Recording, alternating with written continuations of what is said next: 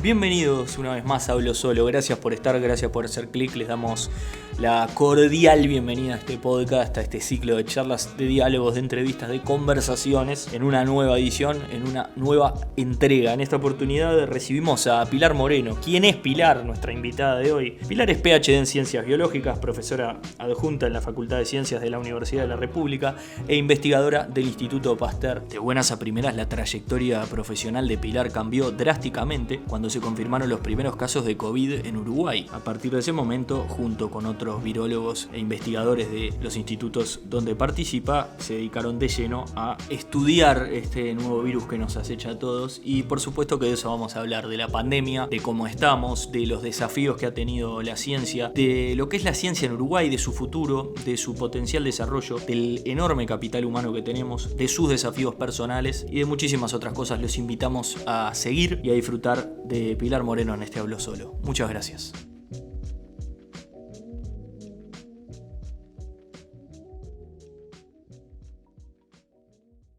Viste que esto es muy informal y todo.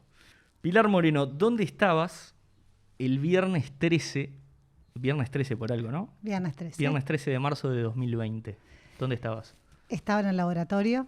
Era un viernes, me acuerdo, de noche, estaba frío, era un día raro. En febrero, con el grupo que codirijo con Gonzalo Moratorio, nos pusimos a trabajar en detectar el virus en muestras clínicas. Veíamos que en el resto del mundo esto había sido un problema, o sea, la baja capacidad de testeo no permitía detectarlo en los pacientes, no permitía aislarlos y no permitía arrastrar los contactos, por lo cual nos dimos cuenta que tener una metodología que nos permitía testear rápido iba a ser fundamental. Entonces ese 13 de marzo estábamos en el laboratorio mirando las corridas de PCR, que ahora todo el mundo más o menos sabe ya qué es, pero viendo los resultados de las pruebas para la puesta a punto de esa metodología, y ese día vimos que la técnica funcionó el mismo día que se detectaron los primeros casos de SARS-CoV-2 en el país. Claro, 4 casos juntos. La pregunta que me surge entonces es, o sea, lógicamente si no fuiste la primera persona en enterarte, pegaste en el palo. Nosotros en realidad estábamos haciendo la puesta a punto. Estos 4 casos fueron detectados por una empresa privada. Bien. Nosotros en general lo que pensamos en ese momento es que era el sector público el que se iba a ver como más desvalido en toda la situación por un tema económico, que los laboratorios privados iban a poder ofrecer probablemente el servicio a un precio excesivo, y nosotros en ese momento lo que pensamos fue hacer esto accesible, y que eso derivó en la generación de una red pública de laboratorios que brindaba servicios exclusivamente para ACE. O sea, realmente eso era un problema, pensar en cómo los hospitales públicos iban a poder hacer su testeo.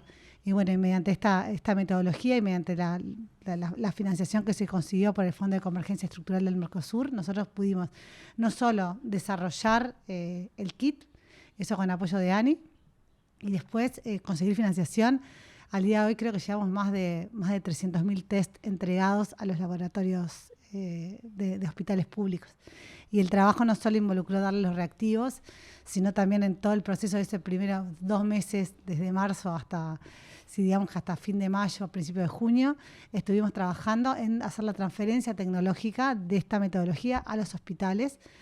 Y ahí lo que se generaron eran grupos de trabajo que iban a los hospitales y formaban a la gente, ponían a punto la técnica y dejaban funcionando eso para que la gente pudiera hacer el testeo propio.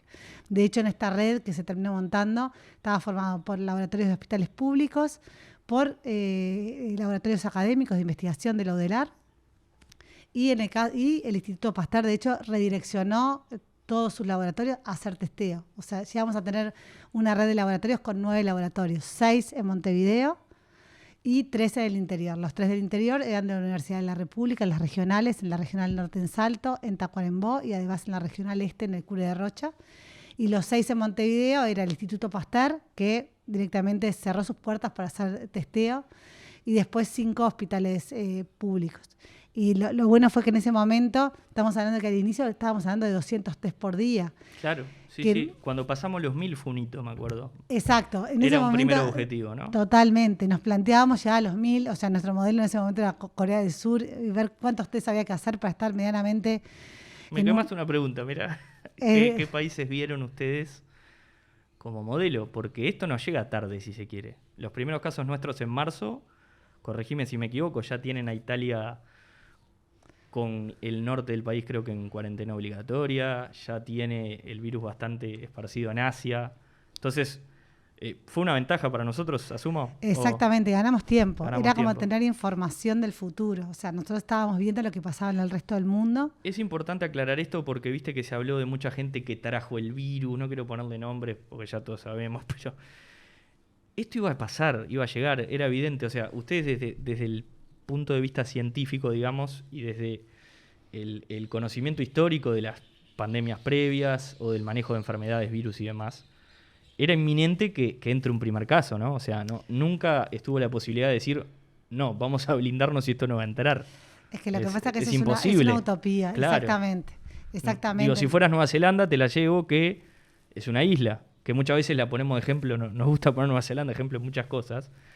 Teniendo dos fronteras, es un esfuerzo como demasiado colectivo que es imposible, ¿no? No, dos fronteras y una frontera de más de 1000 kilómetros de frontera seca con Brasil. Con Brasil, que está, digo, después a la postre, diría Julio Ríos, terminó siendo un país que no pareció importarle mucho el COVID, pero digo, con eso a cuestas, era imposible pensar en, che, no va a entrar. No, totalmente. Digo, hoy lo damos por obvio, pero la gente hablaba de, no, entró el COVID. Bueno, va a pasar. Exacto, o sea, y aparte en ese momento no solo entró una vez, entró varias veces, o sea, no podemos adjudicarle a una persona ser la culpable de. Claro. De hecho, la gente que volvió de viaje fue más de una persona que volvió positivo y bueno, y las cadenas de contagios se empezaron a dar. Y quizás en enero, a principios de enero, lo veíamos más lejano, pero ya cuando en febrero veíamos la situación de Europa y veíamos a lo que se estaban enfrentando diferentes países, realmente nos dimos cuenta que teníamos que tomar partido y nos dimos cuenta que podíamos hacer un aporte. Y quizás el aporte, la técnica de PCR que se usa para el testeo es algo muy, muy común para nosotros. Digo, cualquier laboratorio lo puede hacer probablemente y hay mucha gente formada para hacerlo. Quizás lo que nosotros tuvimos fue el timing, eso de decir, vamos a hacerlo ahora, vamos a comprar los reactivos. De hecho, pusimos plata de proyectos nuestros. ¿Redirigieron fondos? Sí, en un momento redirigimos fondos para decir, bueno, compremos esto y a ver si nosotros podemos poner a punto, considerando que los kits de diagnóstico, las empresas biotecnológicas cerraban acuerdos con países grandes, las fronteras se cerraban, o sea, no sabías cuánto iba a llegar, demorar en llegarnos los reactivos. Entonces, bueno, se habló siempre de que habían creo que 100 kits acá de eso que se compraron medio que de forma protocolar y digo, gracias a Dios que acá se pudieron hacer y se habla hasta de soberanía si se quiere y digo, creo que es válido decir que si podemos nosotros sostener nuestros propios sistemas de testeo y seguir los contagios, es la única forma o la primera forma que teníamos de controlar esto. Totalmente, era lo que la OMS había, el tema de implementar la estrategia de Tetris, que era testear, rastrear, aislar.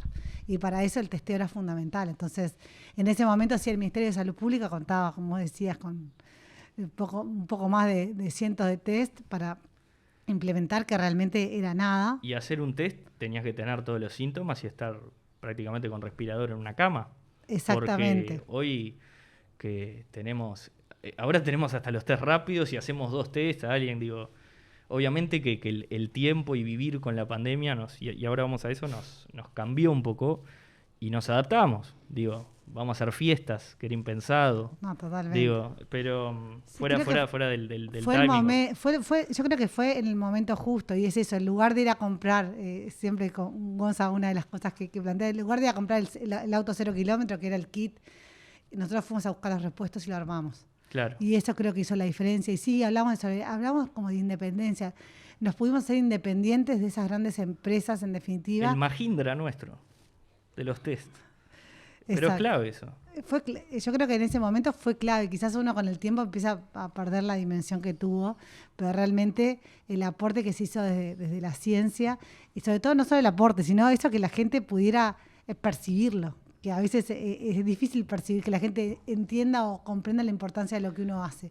Y en este caso fue tan directo y que la gente quisiera saber qué era lo que hacíamos. Hoy conocemos el nombre de médicos y científicos como conocemos el nombre de políticos, de músicos, de deportistas. Exacto, sí. Digo, es en los programas estos de conversación, siempre hay un virólogo, doctor, digo, te vine a buscar. Está buenísimo, estamos acá. pero está buenísimo. Que Gonzalo Moratorio, que con quien dirigís una cátedra, digo, tiene visibilidad, infectólogos.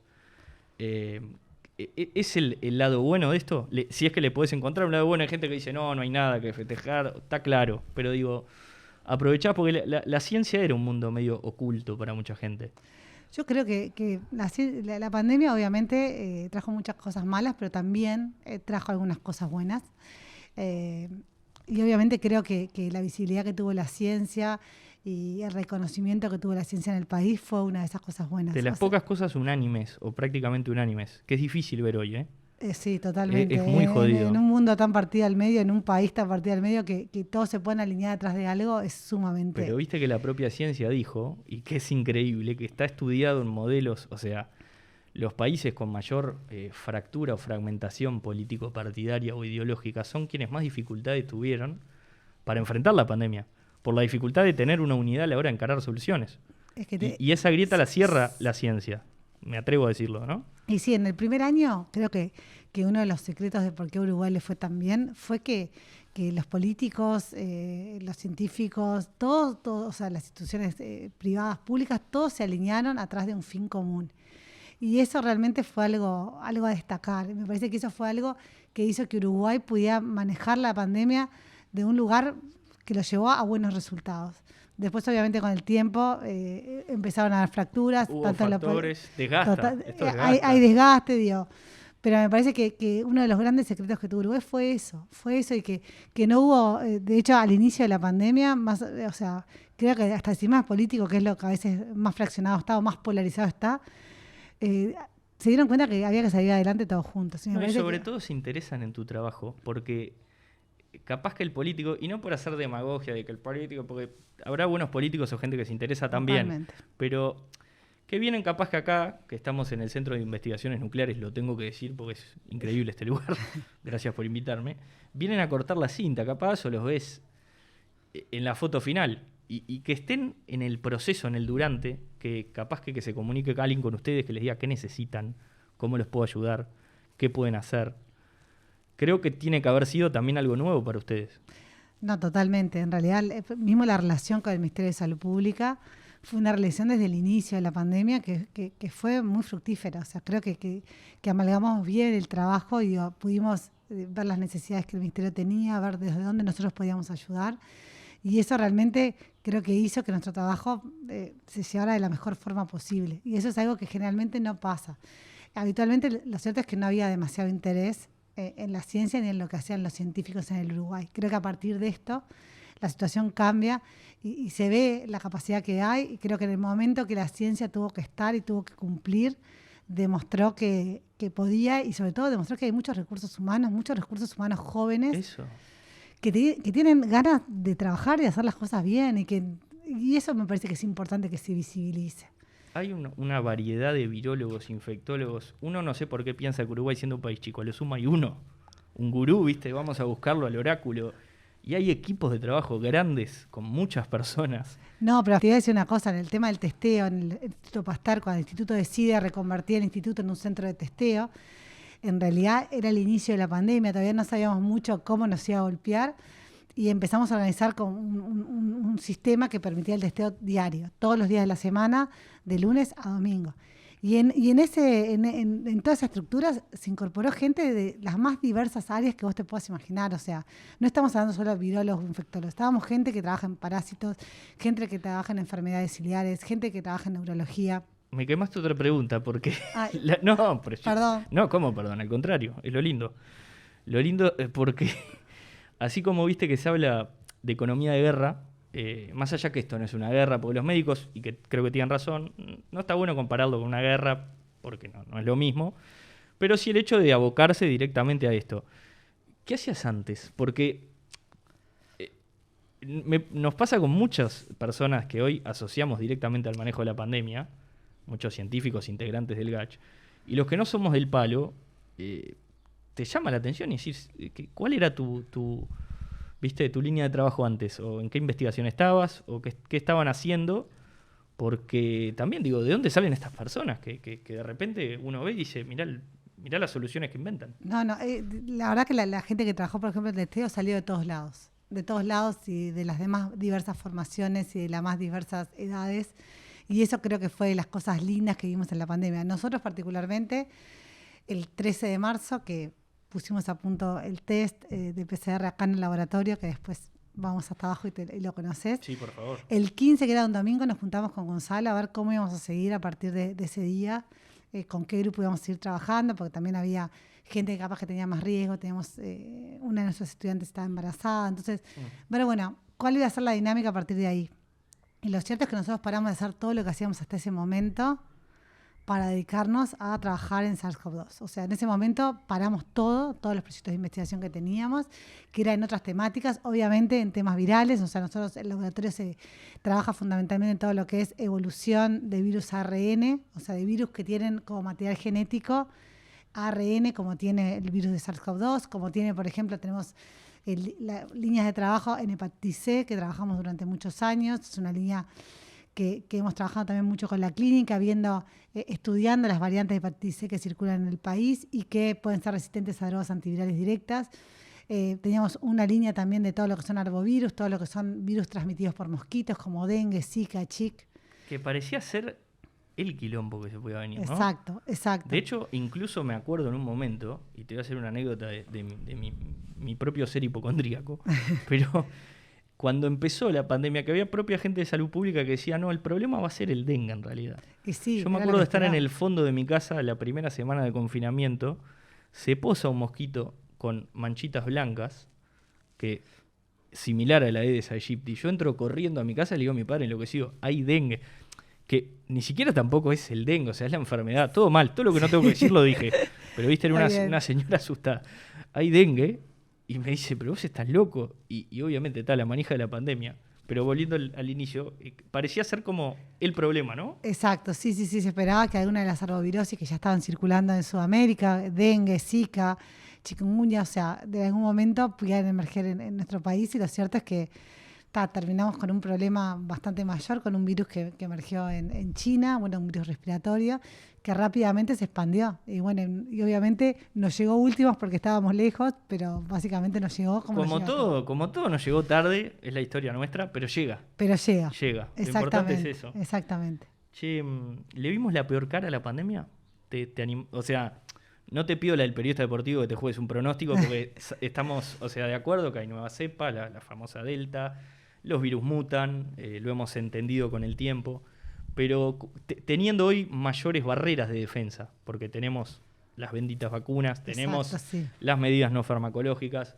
En la medida que el tiempo avance, tengo entendido que incluso laboratorios como Pfizer o AstraZeneca están produciendo o estudiando drogas de ingesta oral. Teniendo todo eso en cuenta, ¿le vimos la peor cara? Yo creo que en todo este tiempo aprendimos mucho y tenemos muchas mejores herramientas para combatir una nueva ola que pueda eventualmente venir, como con el tema de Delta. O sea, bien. Yo creo que a nosotros P1 o la variante Gamma, la original de Manaus, nos agarró en el peor momento. Absolutamente, es el pico. Ustedes hablaban del término game changer. Exacto. O sea, te tiene que cambiar la forma de combatirla a nivel país. Sí, cambió el juego, o sea, y de hecho a veces hablábamos también de una pandemia dentro de la pandemia, porque el virus había cambiado, y de hecho cambiaba la dinámica en la que el virus se movía, entonces en cierta manera cambiaba todo. Y en nosotros P1 nos agarra con mucha movilidad y con una población que no estaba aún inmunizada porque no había empezado el proceso de vacunación. Y realmente creo que ahí le vimos, no sé si la peor, pero sí una de las peores caras le vimos nosotros. Estuvo feo. Digo, con la cantidad de muertos que tuvo Uruguay, la cantidad de enfermos, el casi colapsado sistema de salud. Y bueno, llegamos ahora que se viene Delta, pero nos agarra en otro contexto. Nos está agarrando con una población con más del 70% vacunada con 2 dosis. Sí, esta semana entiendo que llegamos ahí a esa primera meta, ¿no? Exacto, llegamos con una muy buena inmunización. Y bueno, esperamos que eso de alguna manera nos pegue de otra manera. De hecho, vemos lo que está pasando en otros lados del mundo. O sea, si bien los casos han aumentado en lugares muy vacunados, por ejemplo Israel, hay aumento de hospitalizaciones, pero están como desacoplados. O sea, no es que aumentan los casos y enseguida aumentan muchísimo las hospitalizaciones. Vemos un desacople. Y principalmente se ve que las personas que están no vacunadas son las que terminan hospitalizadas. Entonces, en Estados Unidos hay muchos estudios de eso, ¿no? Exacto. De hospitalizaciones de gente inmunizada versus no. Por Estados Unidos se parten dos. En Estados Unidos tenés varios estados que están muy vacunados y otros que están nada vacunados. Y se está viendo la diferencia. Es como que Estados Unidos se parte en dos países. Esto de pandemia, dentro de la pandemia que hablas, se habló, creo que Anthony Fauci, que es el gach de Estados Unidos, es el hombre, hablaba de una epidemia dentro de la pandemia, o utilizó ese término también como para decir, el no vacunado se lo agarra, o sea, así de fácil. Claro, o sea, cambió el contexto, cambió el virus y bueno, estamos viendo cómo se va a mover. Nosotros esperamos que ahora, como vos decías al principio, pensar que a nosotros no nos iba a llegar la pandemia era una utopía. Y ahora pensar que no nos va a entrar el Delta, creo que también lo es, porque Delta es una variante mucho más transmisible. Ya vimos con los estudios que estábamos haciendo con el grupo de trabajo interinstitucional que entró por todos lados. O sea, después de las vacaciones de julio, nosotros analizamos las personas que fueron positivas al retorno a los 7 días. Analizamos más de 300 muestras y te diría que más de la mitad eran Delta. O sea, estamos hablando que la frontera es un colador. O sea, lógico. Y es muy difícil de frenar eso si no hay medidas restrictivas importantes. Entonces, lo que tenemos que asumir es que Delta va a entrar. Lo que esperamos es que la vacunación nos haga una amortiguación fuerte y que si bien puede haber aumento de casos, pueda no haber aumentos de casos graves, que eso es lo que esperamos ver. Es que algo que está bueno también recalcar, que me parece que es muy importante, más que una crisis por el virus en sí, los virus se van generando, vos sabrás más y ya nos lo contarás, pero el tema acá era una pandemia de recursos humanos sobre todo y sanitaria. El problema acá no es que se contagien tanto personas, si tú ves capaz, más allá de que no hay que minimizar el impacto del virus, pero si estamos hablando que el 95% de aquellos que se contagian, si hasta hoy la estadística es así, tienen reposo domiciliario, y son solo el 5% de las personas que necesitan atención hospitalaria y de ese 5, que necesita atención en CTI, parece, yo ignorante viendo números nomás, que no es para tanto. El tema es que ese 1%, a la medida que hay mucha gente contagiada al mismo tiempo, es un quilombo importante. El tema era más preparar o robustecer los sistemas de salud y las capacidades de testeo, ¿no? Más que el virus en sí mismo, que obviamente que no hay que minimizarlo, porque en la medida además que va mutando le perdemos un poco el... Sí, yo creo que son dos cosas. Es verdad que algo importante el primer año fue ganar tiempo para estar preparados mejor para eventualmente, cuando pasó lo de P1... Sí, engrosar las filas de los cuidados. Exactamente. Igual también está todo lo que es el long COVID y es las secuelas que deja la infección por COVID, más allá de que no hayas tenido síntomas demasiado graves.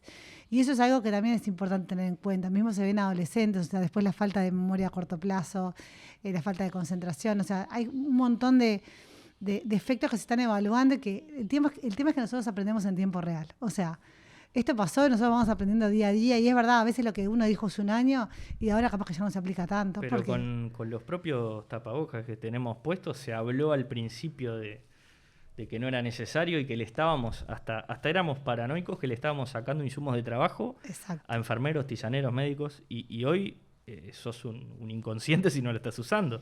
Exacto. O sea, pero es parte de, ¿no? Es parte del aprendizaje y la verdad es que lo cierto es que no tenemos opción porque eso va tan rápido y nosotros no podemos ir tan rápido como el virus. Siempre vamos como un paso atrás. Creo que las vacunas es uno de nuestros grandes salvavidas, pero no puede ser el único. No puede ser el único porque es cierto, si nosotros tenemos más gente vacunada y tenemos más protegido el sistema de salud, probablemente no lleguemos a un desborde del sistema de salud. Pero también tenemos que intentar que los contagios sean... los menos posibles porque sabemos que hay otro tipo de secuelas y además porque no sabemos qué es lo que puede pasar en un tiempo. Entonces, no solo la vacuna tiene que ser nuestro salvavidas, sino también mantener todas las medidas no farmacológicas. El uso de tapaboca yo creo que vino para quedarse un tiempo. De hecho, los países que lo habían sacado, Estados Unidos, Israel, que habían levantado el uso de mascarillas, lo volvieron a poner ahora con la entrada de Delta. Entonces, en Japón entiendo que, o sea, vos veías imágenes de antes y se usaba antes. Si antes nosotros veíamos a los orientales cuando lo veíamos... Uno decía, no, qué exagerados, o si serán mugrientos, ¿viste? Y mirá... Y ahora es parte de nuestra vida. De hecho, hasta a veces, no sé si a vos te pasa, pero a mí me pasa a veces que siento que me falta algo y si salí de mi casa y a veces me doy cuenta que es el tapabocas. Es el tapabocas. Y es como que fuera algo más de lo que tengo que llevar. A mí lo que me pasa, te debe pasar, ver imágenes de antes y decir, o ver, no sé, una película, ¿viste? Están en una Sí. fiesta y decir, pero la puta madre, están todos Sí. juntos, sepárense. Yo tengo un hijo de 10 años y cada vez que algo dice, películas viejas o de algún partido viejo con mucha gente, me dice, qué inconsciente esa gente, no usa tapabocas ahora. Es como que lo tienen tan incorporado. Claro, ¿cómo le explicas a tu hijo de 10 años esto? Medio fantino me salió, pero fuera de joda, ¿cómo le planteás lo que hace la madre y la realidad, el contexto que le toca vivir? Que si bien a veces uno cree que es más difícil, yo creo que con los niños puede ser mucho más fácil, porque manejan un nivel de vamos a decir, son muy propensos a aprender cosas nuevas y están absorbiendo. Y esa nueva realidad, yo me atrevo a decir que la manejan mejor que nosotros a veces. Pero Sí. ¿cómo te pasa a vos? Yo tengo hijos de diferentes edades. Tengo Obvio. una de 17, Ok. una de 14 y una de 10. Entonces, ¿Con quién fue el más fácil y más difícil? ¿Cómo la ves? creo que las que más lo sufrieron fueron las adolescentes. Sí, claro. Porque creo que es una edad donde el grupo, el salir, el estar con gente es lo natural y realmente tuvieron que dejar muchas cosas de lado durante el año pasado y fue muy difícil, o sea... No, y hay cosas que se pierden, viste, tanta, no sé, el adolescente tiene muchas festividades asociadas a la edad. Yo tengo 27. Si no puedo festejar mi cumpleaños 27, festejo el de 28, no me pierdo nada. Los chiquilines que se pierden fiestas de 15, ¿viste? Recibimientos, salidas con sus amigos. Es terrible. No, Más claro, el cerrar ciclos, por ejemplo, yo la veo, ella está en sexto, entonces el viaje que hacen de egresados, que era un viaje por los parques en el sur de Chile, o sea, está suspendido, o sea, como que se pierden también de cerrar, esta generación de cerrar ciclos que son importantes en su vida. Y bueno, yo creo que para ella fue difícil. De hecho, en plena pandemia un día me la vi aparecer vestida como para salir y maquillada. Y le digo, ¿a dónde vas? Y me dijo, no, tengo una previa con mis amigas y era por Zoom. O sea, de hecho, se empezaban a juntar por Zoom los viernes de noche como que fueran a salir, pero se veían a través de la pantalla. Yo creo que para ella fue muy difícil y creo que la llevaron bastante bien porque obviamente por suerte tenían la contención en casa y bueno... Y el más chico al principio creo que tenía miedo, estaba como asustado, sobre todo de que no nos pasara nada a nosotros, y eso fue un tema que también hablamos bastante. Y bueno, y aparte yo no estaba, o sea, lo cierto es que mi vida cambió de un día para el otro, donde la prioridad era mi familia y de un día para el otro mi prioridad era mi trabajo, y estaba 7 días de la semana, 12 horas fuera de mi casa, en plena pandemia cuando ellos estaban cuarentenados en casa. Está zarpado eso, Pilar, porque de repente pasás de ser un académico y no dejas de serlo, pero esto del... me pongo chauvinista, pero es un compromiso con el país, fuera de joda. Creo que nosotros lo sentimos un poco así, o sea, esto de tener que cumplir de alguna manera. Es un volantazo que es fuerte.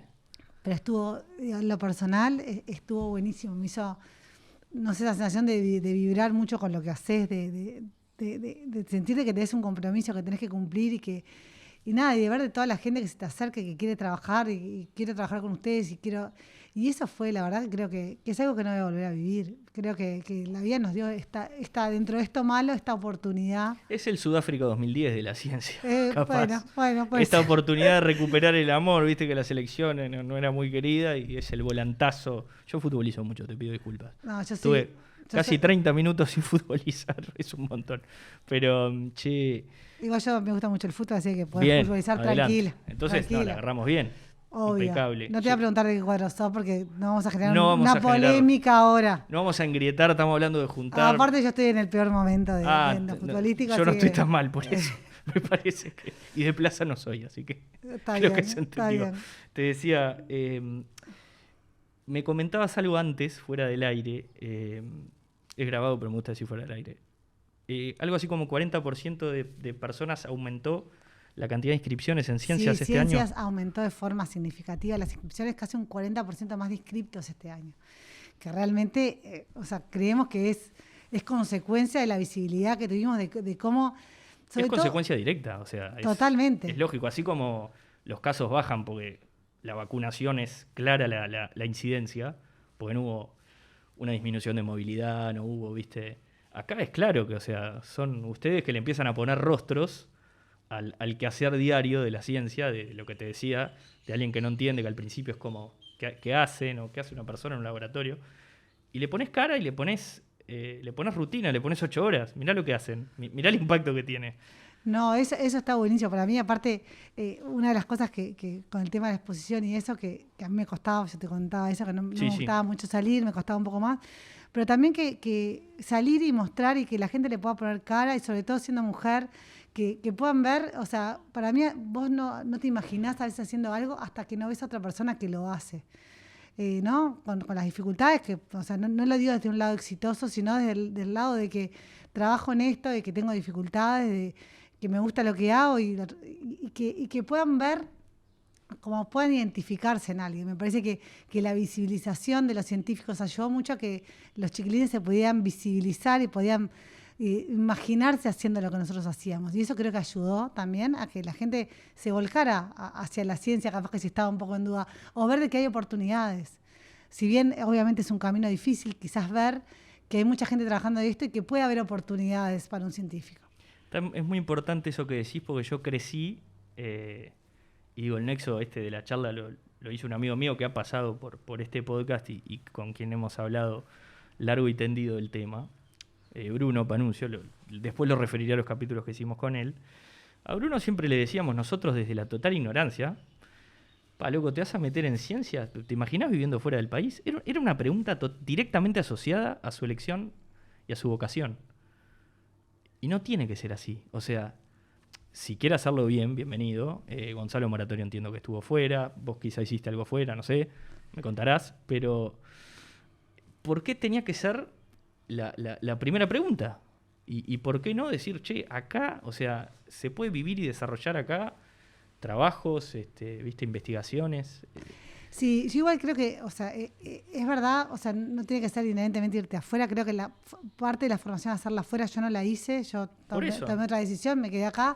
Hacerla afuera creo que es fundamental para los científicos porque te abre la cabeza y creo que como parte de la formación es importante.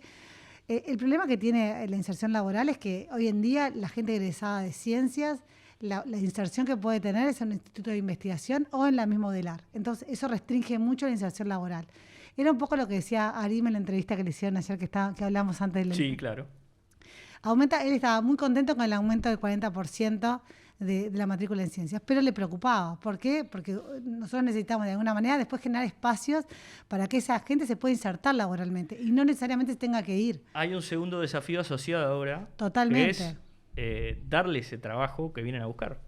Exacto, y la ciencia ha demostrado ser transversal a todas las actividades del país. Todo. O sea, y si nosotros queremos tener un país desarrollado, necesitamos más y mejor ciencia. De hecho, los países desarrollados no invierten en ciencia porque son desarrollados, sino es que en algún momento de su desarrollo decidieron invertir en ciencia. Y creo que esta es una oportunidad que tiene Uruguay en este momento. Es al revés el enfoque. Quizás son desarrollados porque invirtieron en ciencia. Exactamente. Y no estos tienen guita como para... Exacto. Esa es la visión errónea. Exacto. Y me parece que Uruguay ahora tiene una oportunidad. Tiene una oportunidad de darle una oportunidad a la ciencia, a tener mayor financiación y empezar a ver también, bueno, de qué otra forma se pueden financiar diferentes proyectos científicos. Nosotros estamos muy acostumbrados a que todo sea plata pública.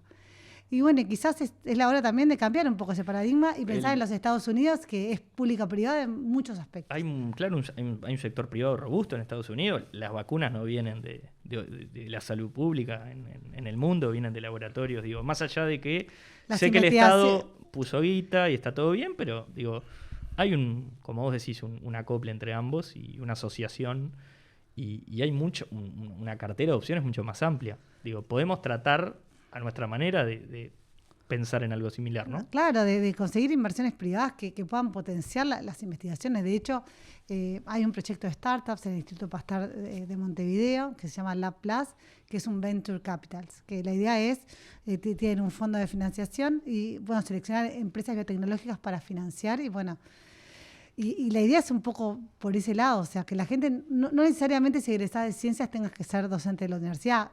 Hoy en día es mi cargo, yo soy docente de la universidad y me gusta hacerlo porque ser docente de la universidad implica no solo investigación, también implica ser docencia, implica ser extensión, pero no podemos pretender que la universidad... Que sea la única opción, exacto, ese es el tema. Ni uno quiere serlo... Ni de la Universidad de la República, ni de Clemente Estable, ni del Instituto Pasteur de Montevideo, porque de cualquier manera tenemos hoy no muy salís de ahí entonces. Yo estudio ciencias y me tengo que ver, sea en la UDELAR, sea en el Pasteur o sea en el Clemente Estable. Exacto, hay una empresa que hace biología molecular, bueno, por ejemplo ATGEN, que es más de diagnóstico, Genia, son empresas que históricamente, ATGEN es una empresa incubada en Facultad de Ciencias para el desarrollo de kits y diagnóstico molecular. Obviamente es un sector más aplicado, pero serían las dos empresas que te diría que hoy en día trabajan más cercanos los estudiantes de ciencias, pero lo cierto es que es muy restringido la oferta, entonces nosotros tenemos que pensar, perfecto, primero aumentamos la cantidad de estudiantes, no se aumentó el presupuesto y además tenemos que pensar qué vamos a hacer con esos estudiantes cuando egresen, ¿no? Y eso es un tema que nos tenemos que plantear y que tiene que haber una apuesta, y es como decíamos antes, no de los gobiernos, tiene que ser una apuesta del Estado, o sea, que sea una política de Estado y no una política de los gobiernos, porque los gobiernos pasan. Por supuesto, tiene que haber una política transversal que trascienda a los partidos. Por supuesto que uno habla y de ahí a que suceda. Muchos presidenciables habían firmado un compromiso para aumentar el presupuesto en ciencia, no se cumplió. Estaría bueno que se dé algún día. Te cambio de rumbo, porque esto me interesa mucho. ¿Cómo, o sea, te cruzaste con antivacunas en tu vida? O sea, porque el fenómeno antivacunas en este país es extraño.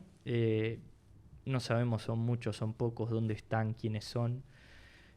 En tu vida personal, en tus círculos, ¿te cruzaste con gente? Yo no te digo que tuviera miedo al principio porque habían un montón de dudas que creo que la ciencia pudo responder o resolver. Pero te cruzaste con gente que tipo chip en la cabeza, imán, tipo, te cruzaste en tu vida con gente así. ¿Tuviste que tener alguna discusión de loco? No podés no ver lo que es ciencia exacta y temas empíricos de investigación.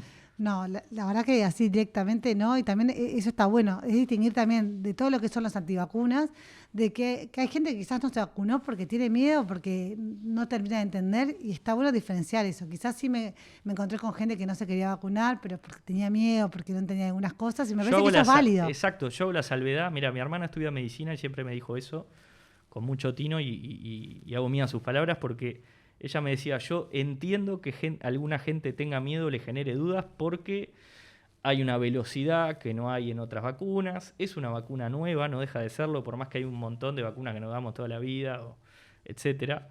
Entiendo eso. Ahora bien, eso se puede explicar, hay respuestas para eso, y son respuestas solventes. Y eso es una cosa, y otra es asociarlo a conspiraciones, o a que el preparado de la vacuna tiene un chip que hace que te mire Bill Gates en un GPS en la casa. Ese es otro tema. Se va a aburrir Bill Gates. Se va, pero a mí me pasa eso, decir, no está tan buena mi vida como para que la miren.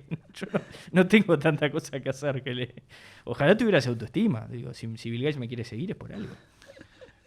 No, pero el tema, yo creo que el tema es eso. O sea, hay que diferenciar de la gente que no se vacunó porque es antivacuna, y después gente que no se vacunó por eso que estábamos hablando, de porque tiene miedo, porque quiere saber un poco más, porque y bueno, me parece que eso es válido. Y el tema es cuando se llegan a posturas, que se toman posturas o se dicen cosas para las cuales no hay evidencia, y eso creo que es peligroso. Los antivacunas en realidad no es algo nuevo tampoco. Desde la época de Jenner fue en el siglo XVIII el primero que hizo una vacuna, y en este caso fue contra la viruela.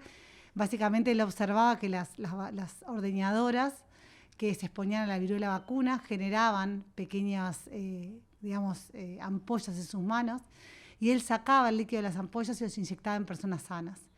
Y lo que vio es que cuando se exponían a la viruela natural, estas personas no se infectaban.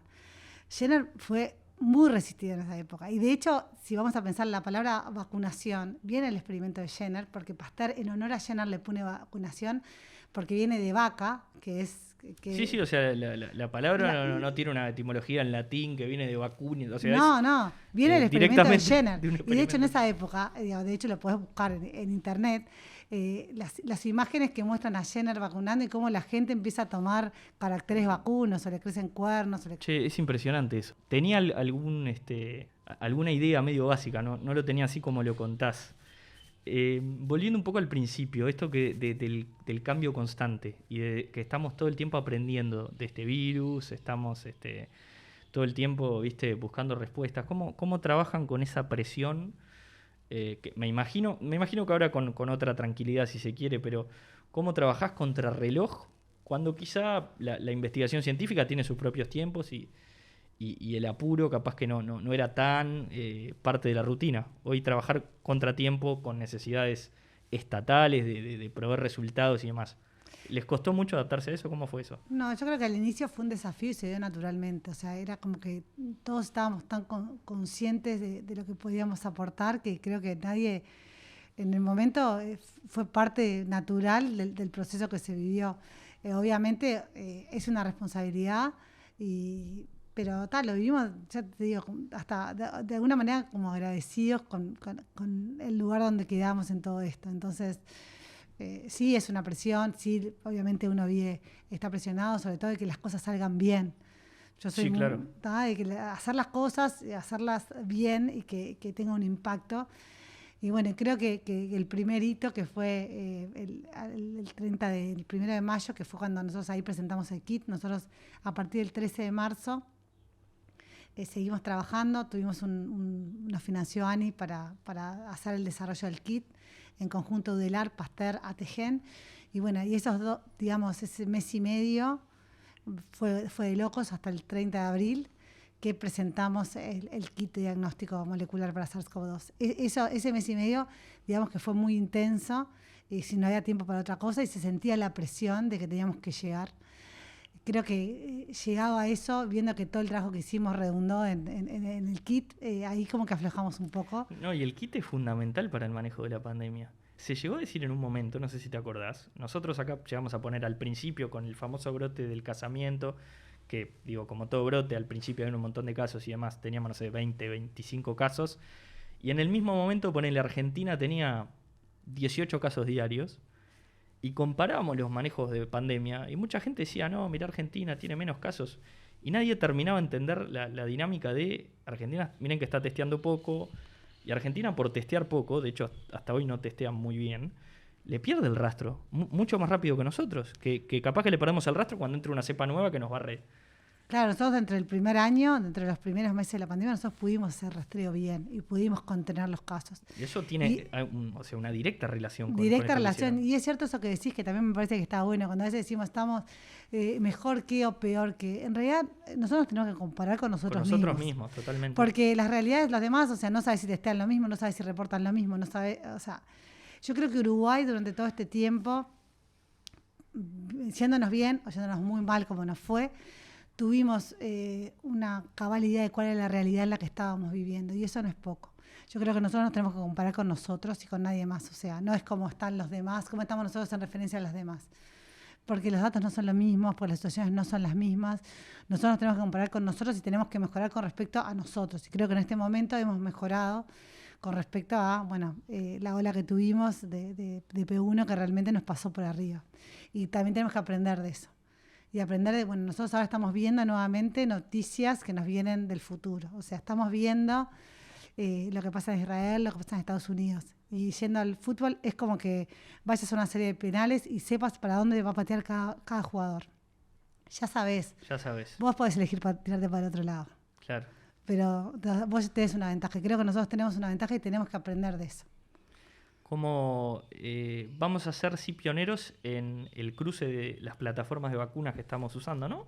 ¿O hay otro país que esté haciendo lo mismo? En realidad, el cruce de el cruce de me refiero a los laboratorios. Sí, o sea, en realidad hay diferentes estudios a lo largo del mundo. Bien. O sea, el cruce de plataformas vacunales se dice cuando nosotros vacunamos una dosis con una vacuna y otra dosis con la otra. Con tipo de vacuna. Exacto, que tenemos la prueba AstraZeneca-Pfizer, que ya hay reportes que dice que ha funcionado muy bien, de hecho funciona mejor que las 2 dosis de la misma vacuna, y es lógico pensar, porque las plataformas diferentes activan de forma diferente a nuestro sistema inmune. Entonces eso está bueno porque logramos una mucho mejor inmunidad.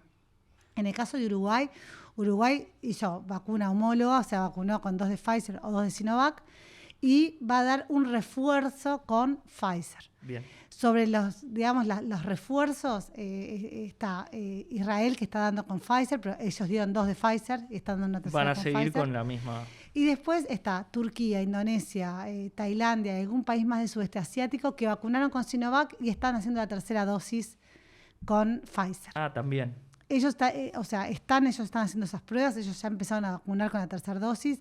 O sea, la evidencia indirecta nos habla de que debe funcionar muy bien, porque sabemos que las plataformas vacunales diferentes funcionan bien. Sí, lo que era virus inactivado con ARN, que creo que son los dos tipos de vacuna que tenemos acá, ¿no? Debería funcionar muy bien, exacto, debería funcionar muy bien. Lo cierto es que hay resultados preliminares, todavía no hay resultados publicados sobre la combinación Sinovac-Pfizer. Hay estudios realizados en otros países, y supongo que la Comisión de Vacunas puede llegar a tener los resultados preliminares. No están publicados aún, disponibles, como por ejemplo, yo que no trabajo en vacunas los puedo ver. Claro, pero sí, todo indica que es mega beneficioso, ¿no? O sea, todas las evidencias que tenés, capaz que no directamente Sinovac, Pfizer, pero la mezcla de plataformas es buena. Se sabe que los anticuerpos decrecen a lo largo del tiempo. Se sabe que si bien la inmunidad es mucho más que los anticuerpos, o sea, tenés células de memoria que quedan, igual sabés que la baja de anticuerpos también estaba generando, por ejemplo, en Israel el aumento de casos. Israel fue el primero que empezó a vacunar. Fue el primero que salía, claro. Entonces ellos están a 8 meses de la vacunación. Claro. Entonces ellos decían, las evidencias indican que es una buena idea y que debería funcionar muy bien. Sobre todo en un contexto además de que va a entrar el Delta. Claro. Entonces tenés que de alguna manera proteger más a determinados núcleos. Sí, tenemos, como vos decís, la posibilidad de anticiparnos y con este refuerzo estar más protegidos para lo que es inminente que se venga o que nos pueda tocar. Exactamente. ¿Y cómo estamos ahora a nivel pandemia? ¿Cómo nos ves? Nosotros creo que a nivel pandemia en este momento estamos en un buen momento, pero no podemos pensar, yo lo que siento a veces es cuando nos va bien, es como, tiramos la chancleta, ya está. Está lejos no hay de más terminarse. pandemia. ¿Qué? Lejos de terminar. Yo creo que hay que pensar que la pandemia no se terminó. Tenemos que pensar en que tenemos que empezar a aprender a convivir con esto, porque quizás esto venga para un tiempo más, por lo pronto, en esta pseudo normalidad. Entonces tenemos que convivir con esta pandemia. Y de alguna manera convivir implica intentar hacer la mayor parte de las cosas que hacemos normalmente, pero capaz que con mucho más cuidado de las que estábamos acostumbrados a hacerlo. Creo que obviamente ahora con la apertura de fronteras, ya sabemos que Delta entra, Delta probablemente en unas semanas pueda ser comunitaria. Y bueno, tenemos que reforzar todos los cuidados, además de seguir promoviendo la vacunación, todos los cuidados no farmacológicos. Creo que el uso de tapaboca sigue siendo fundamental, en los espacios aireados, o sea, ya tenemos un montón de evidencia, sabemos qué hacer y qué no hacer. Bien. O sea, por una parte está las decisiones que pueda tomar el gobierno, también están por otra parte las decisiones que podamos tomar nosotros. Y en eso también me parece que en eso se va a jugar todo. O sea, se va a jugar en las decisiones que toma el gobierno por su lado, ante la eventual subida de casos, y las decisiones que tomemos cada uno de nosotros. El cuidado individual sigue siendo quizá la barrera, la primera barrera y la última a la vez, ¿no? Y es fundamental, porque cuidarte vos, en definitiva, es cuidar al otro. O sea, yo qué sé, yo pienso, yo me vacuné. A mi familia nos vacunamos todos, menos mi hijo de 10 años. Siento que si todos nos vacunamos bien, nosotros lo estamos cuidando a él de alguna manera. Sí, es la primera barrera, claro. Nosotros lo cuidamos a él porque nosotros estamos todos vacunados, tenemos menos chance de traer la infección a nuestra casa o de traer una infección que sea muy contagiosa. Y por otra parte, el uso del tapaboca y eso de decir, bueno, yo me cuido de que vos no me contagies, pero yo también te estoy cuidando a vos, de que vos no te contagies y yo estoy infectada. Ojalá lo entendamos, ojalá lo podamos entender. Yo creo que casi todos lo entendimos, me quedo con eso, pero ojalá lo podamos entender todos. Sí, esperemos Pilar, que sí. Infinitas gracias. No, bueno, muchísimas gracias a vos y a Bruno, que fue el que nos hizo la conexión. No, ni que hablar, otro fenómeno. Vamos arriba. Dale, muchas gracias.